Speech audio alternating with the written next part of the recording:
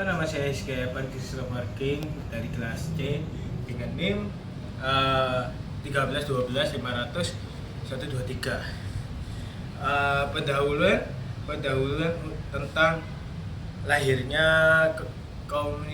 komunisme lahir pada abad ke-19 sebagai reaksi terhadap kapitalisme yang berkembang pesat di Eropa akibat revolusi industri. Pada masa itu terjadi kesenjangan yang tajam antar pemilik modal dan kaum buruh. Buruh bekerja dalam jam yang panjang, upah rendah, dan kondisi yang tidak manusiawi. Disinilah muncul pemikiran dari Karl dan Friedrich yang kemudian merumuskan komunisme sebagai kritik radikal terhadap sistem kapitalisme. Mereka meyakini bahwa sejarah manusia adalah sejarah perjuangan kelas antara kelas yang menindas dan kelas yang ditindas. Pengertian dan tujuan komunisme adalah secara sederhana, komunisme adalah ideologi yang bertujuan menciptakan masyarakat tanpa kelas, tanpa kepemilikan pribadi atas alat-alat produksi, tanpa eksploitasi manusia atas manusia. Dalam masyarakat komunis, alat produksi seperti tanah, pabrik, dan sumber daya dikuasai bersama. Tidak ada kelas borjuis dan proletar. Negara pada akhirnya dianggap tidak lagi diperlukan. Tujuan akhirnya adalah keadilan sosial dan kesetaraan ekonomi secara penuh. Prinsip utama komunisme adalah ada beberapa prinsip utama dalam komunisme. Yang pertama, materialisme historis, yaitu pandangan bahwa kondisi ekonomi menentukan struktur sosial, politik, dan hukum dalam masyarakat. Yang kedua, penghapusan kepemilikan pribadi atas alat produksi. Menurut komunisme, kepemilikan seperti sumber ketimpangan dan penindasan. Yang ketiga, masyarakat tanpa kelas. Komunisme ingin menghapus pembagian kelas sosial agar tidak ada dominasi satu kelompok atas kelompok lain. Keempat, peran negara yang bersifat sementara dalam teori Marx atau biasanya disebut Karl. Negara hanya alat untuk menata transisi menuju masyarakat komunis dan pada akhirnya akan layu dengan sendirinya. Yang komunisme dan demokrasi, salah satu hal yang sering diperdebatkan adalah hubungan antara komunisme dan demokrasi. Dalam perspektif komunisme, demokrasi tidak hanya dimaknai sebagai pemilu atau kebebasan politik, tetapi sebagai demokrasi ekonomi. Tokoh-tokoh komunis termasuk di Indonesia memandang bahwa demokrasi sejati hanya bisa terwujud jika rakyat menguasai sumber-sumber ekonomi. Dengan kata lain, komunisme mengkritik demokrasi liberal yang dianggap hanya menguntungkan pemilik modal. Praktik komunisme di berbagai negara. Dalam praktiknya, komunisme pernah diterapkan di beberapa negara seperti Uni Soviet, Tiongkok, Kuba, Korea Utara.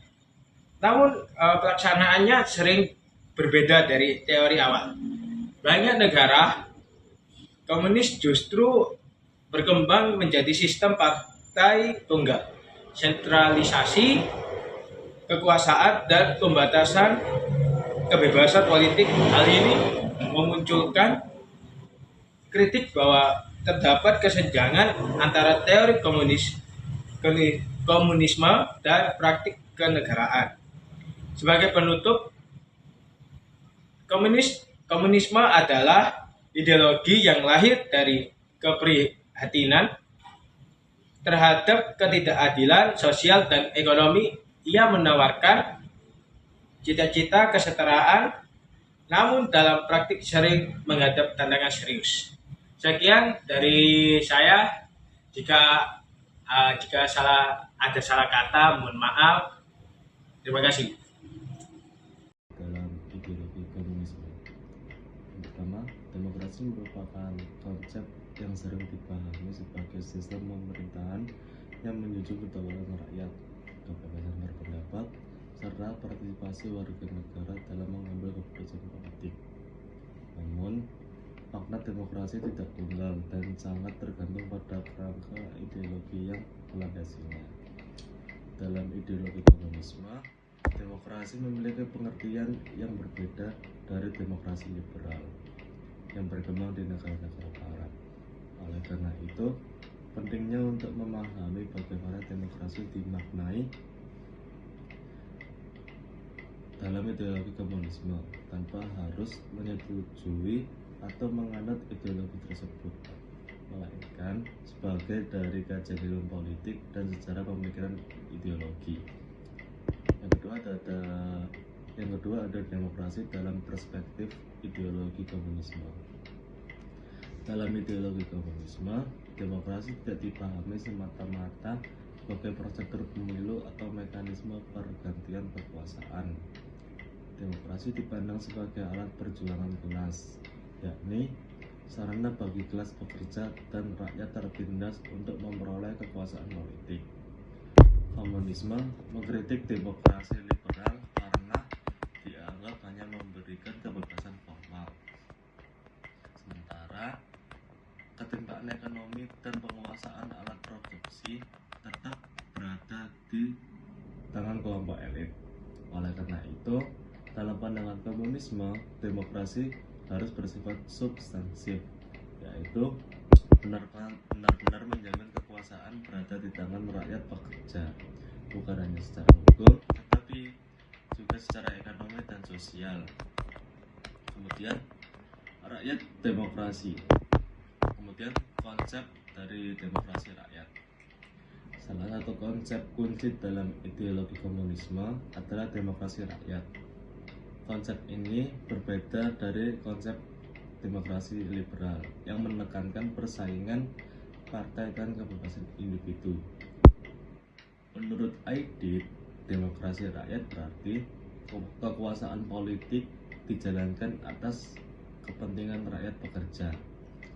Negara sebagai fungsi alat untuk melindungi rakyat dari eksploitasi feodalisme dan imperialisme.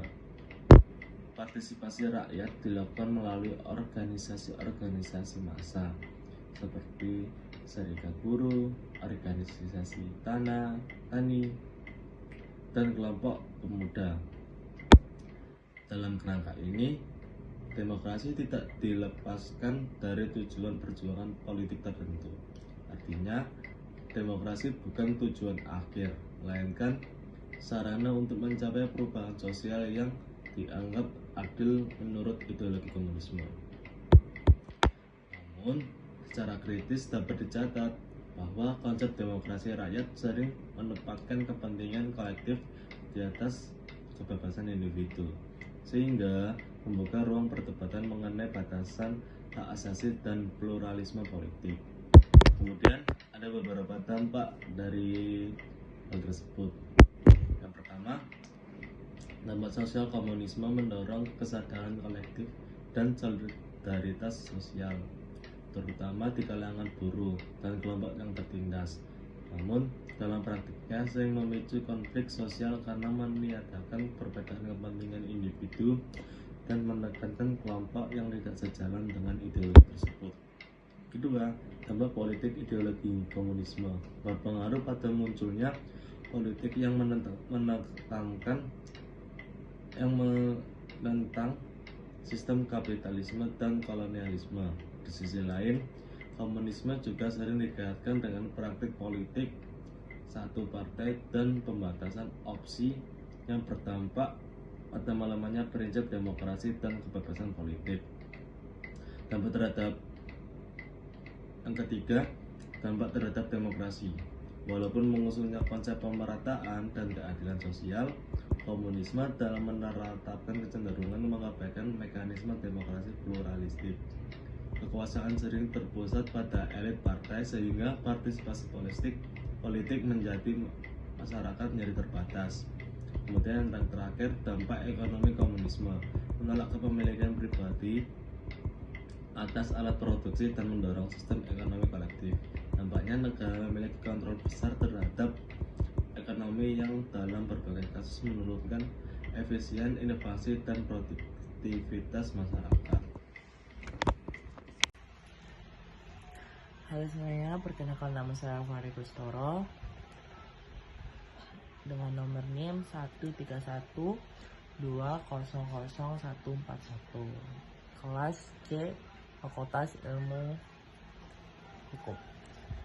Pada kesempatan kali ini, saya akan menjelaskan makna demokrasi berdasarkan ideologi komunis dalam perspektif ilmu negara. Perlu saya tegaskan di awal bahwa pembahasan ini bersifat akademik dan edukatif, bukan bentuk persetujuan terhadap ideologi tertentu. Oke, dalam ideologi komunis, demokrasi tidak dimaknai sebagai mana demokrasi liberal yang menekankan pemilu bebas, multipartai, dan kebebasan individu. Demokrasi dalam komunisme dikenal dengan istilah demokrasi proletariat, yaitu suatu konsep demokrasi yang menempatkan kelas pekerja atau kaum proletar sebagai pemegang kekuasaan tertinggi dalam negara. Menurut pemikiran dari Marx dan Friedrich Engels, negara dipandang sebagai alat kekuasaan suatu kelas atas lainnya.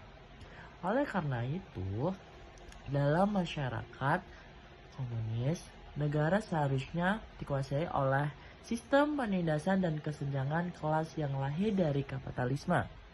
Demokrasi di sini bukan soal persaingan politik, melainkan tentang siapa yang mengendalikan alat-alat produksi dan arah kebijakan negara.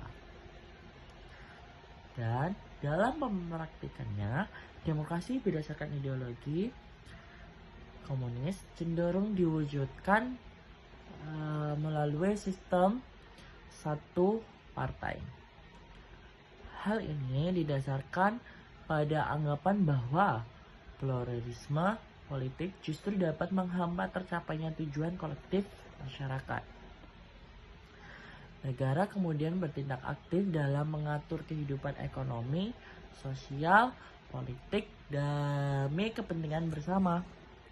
Namun, dalam kajian ilmu negara dan hukum tata negara, konsep demokrasi komunis ini tidak lepas dari kritik. Banyak akademis menilai bahwa sistem satu partai dan sentralisasi kekuasaan berpotensi menghilangkan prinsip kebebasan berpendapat serta partisipasi politik yang luas. Akibatnya, demokrasi dalam negara komunis seringkali bersifat prosedural dan dikendalikan oleh elit penguasa. Dengan demikian, dapat disimpulkan bahwa makna demokrasi menurut ideologi komunis berfokus pada keadilan sosial dan kesetaraan ekonomi, bukan kebebasan politik individual. Kajian ini penting dipahami secara akademik agar kita dapat membandingkan berbagai konsep demokrasi dan menilai referensi dalam konteks ketatanegaraan modern, khususnya jika dibandingkan dengan demokrasi Pancasila yang dianut oleh Indonesia. Baik, sekian dari saya. Maaf kalau ada salah kata. Terima kasih. Assalamualaikum warahmatullahi wabarakatuh. Shalom, Om Swastiastu, Namo Buddhaya, salam kebajikan, Rahayu, Rahayu, Rahayu, Merdeka. Sebelumnya perkenalkan, nama saya Afisa Nurdiana Vandreska dengan NIM 13125000143 dari Fakultas Hukum Prodi Ilmu Hukum Universitas 17 Agustus 1945 Surabaya. Di sini saya akan menjelaskan tentang definisi demokrasi berdasarkan ideologi komunis yang diambil dari buku Menempuh Jalan Rakyat oleh D.N. Aidit. Yang pertama yaitu PKI secara tegas menepis tuduhan bahwa mereka bermaksud mendirikan diktatur perseorangan atau partai tunggal sebagai sebuah fitnah yang tidak berdasar. Gagasan utama yang diusung adalah diktatur demokrasi rakyat, sebuah sistem kekuasaan kolektif di mana lebih dari 90% populasi yang terdiri dari kaum buruh, tani, intelektual, serta borjuasi nasional memegang kedaulatan penuh atas hak berbicara dan hak berpolitik. Sebagaimana mekanisme diktatur atau penindasan hak politik hanya ditujukan kepada 10% golongan reaksioner, yaitu kaum imperialisme, tuan tanah, dan agen asing yang dianggap sebagai musuh rakyat. Bagi PKI sendiri, demokrasi sejati justru lahir dari keberanian untuk bersikap tegas terhadap penindasan demi menjamin hak-hak mayoritas rakyat. Secara lebih lanjut, strategis praktik yang ditawarkan oleh pembentukan pemerintahan koalisi yang inklusif bagi partai-partai dan elemen demokrasi guna mengakhiri monopoli kekuasaan oleh satu pihak. Dalam ranah sosial, PKI menegaskan komitmennya terhadap kebebasan beragama dan perlindungan terhadap kerukunan antar umat beragama di Indonesia. Posisi ini diambil sebagai langkah defensif untuk mencegah eksploitasi agama oleh kekuasaan imperialis yang berupa memecah belah persatuan nasional. Secara keseluruhan, doktrin ini memosisikan PKI bukan sebagai ancaman bagi kebebasan rakyat, melainkan sebagai instrumen politik yang mengedepankan kedaulatan massa di atas kepentingan elit reaksioner. Oke, baik, lanjut. Selanjutnya, PKI secara tegas menangkis tuduhan sebagai agen asing dengan menyatakan bahwa setiap garis politik partai diputuskan secara berdaulat dan demokratis tanpa intervensi pihak luar, baik dari Moskow maupun Beijing. Dalam peta politik global, PKI menolak konsep netralitas atau jalan ketiga, dengan menegaskan bahwa setiap pertentangan ideologi, baik melawan kolonialisme Belanda, fasisme Jepang, maupun imperialisme Barat, partai secara sadar memihak pada kepentingan rakyat Indonesia dan blok demokrasi rakyat. Terkait hubungan luar negeri, PKI memandang bantuan internasional sebagai elemen krusial bagi keberhasilan revolusi. Namun, mereka membedakan secara tajam antara perdagangan yang saling menguntungkan dengan bantuan imperialis yang dianggap mengandung jerat politik. Bagi PKI, identitas seseorang komunis tidak dapat dipisahkan dari semangat patriotisme. Pengabdian kepada partai adalah manifestasi tertinggi dari pengabdian kepada tanah air. Oleh karena itu, sikap oposisi partai terhadap pemerintah bukanlah sebuah harga mati, melainkan bentuk responsif terhadap kebijakan yang dianggap menghambat diri pada kepentingan asing. PKI menyatakan kesiapan untuk mendukung pemerintah manapun, termasuk kabinet yang sedang berkuasa, asalkan pemerintah tersebut berani mengambil haluan politik baru yang berdasarkan pada perdamaian, pembatalan perjanjian yang merugikan kedaulatan, seperti KMB, dan pelepasan diri dari ketergantungan terhadap kekuatan imperialis dunia. Lanjut untuk yang kedua, yaitu definisi demokrasi berdasarkan ideologi komunisme, diambil dari web dosen.upi.yai. Di sini dijelaskan bahwa demokrasi menurut ideologi komunis didefinisikan sebagai sistem politik demokrasi rakyat atau disebut juga diktatur proletariat yaitu berbentuk pemerintahan transisi di mana kekuasaan negara dikuasai oleh kelas pekerja melalui Partai Komunis sebagai perwakilan kolektif untuk mengendalikan alat produksi dan menekan kelas penguasa. Dalam sistem ini menolak model demokrasi liberal yang berbasis pemilu bebas, multiparti, dan hak individu. Karena di sini dianggap hanya melayani minoritas borjuis. Sebaliknya, kekuasaan bersifat berpusat pada partai tunggal dengan prinsip sentralisme demokratis, di mana keputusan diambil secara kolektif di puncak dan mengikat di bawahnya. Dalam praktek ini, negara berfungsi sebagai alat sementara untuk redistribusi ekonomi secara merata melalui kepemilikan publik, meskipun seringkali menghasilkan kontrol totaliter atas media, pers, dan aktivitas politik. Sekian pengertian dari demokrasi berdasarkan ideologi komunis. Assalamualaikum warahmatullahi wabarakatuh. Shalom, Om Swastiastu, Namo Buddhaya, Salam Kebajikan, Rahayu, Rahayu, Rahayu. Perkenalkan, nama saya Nianto Dwi Putri Duduga dengan NIM 131250151. Di sini saya akan menjelaskan tentang demokrasi menurut pandangan komunisme. Demokrasi bukan merupakan sistem yang memberikan hak setara kepada setiap warga negara tanpa terkecuali. Sebaliknya, demokrasi dipahami sebagai diktatur demokrasi rakyat, yaitu sebuah sistem kekuasaan yang bekerja secara ganda. Yang pertama, demokrasi bagi rakyat atau mayoritas. Demokrasi hanya berlaku bagi kelompok yang dikategorikan sebagai rakyat, yang mencakup kaum buruh, tani, borjuis kecil, borjuis nasional, serta kaum intelektual. Yang kedua, yaitu diktatur bagi musuh rakyat atau minoritas.